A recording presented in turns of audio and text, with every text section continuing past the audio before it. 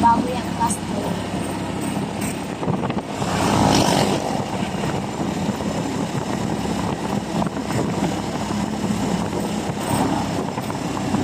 Yan ang 10 cents bread.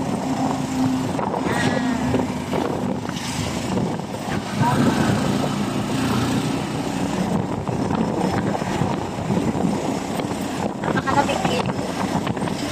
Parang ang nasa Tagaytay.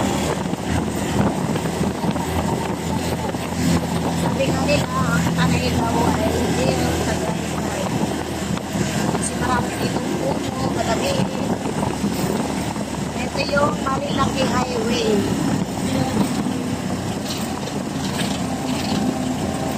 Hindi pa lang nawaway din yung kalsada. Pero pag lumaki yan, napakalawak na yan. Nakulimlim, ang lakas na ulan kanina. Grabe. So ayan, bago yan. Bago na naman yan. So yun pa. Yan. So, ang mga bundok dito ay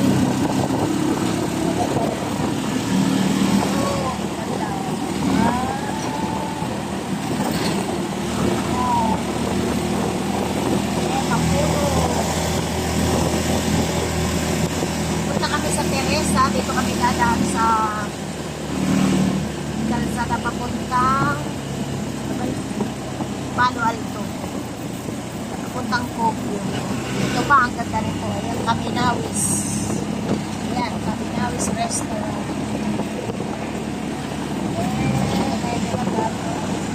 Daming sasakyan, daming mga taga Maynila. Ayan, ito pa ang ano ba ito?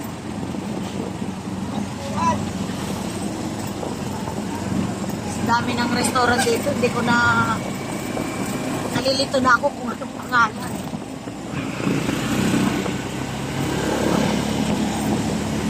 Sabi lang, natin dyan, ginagawang ano.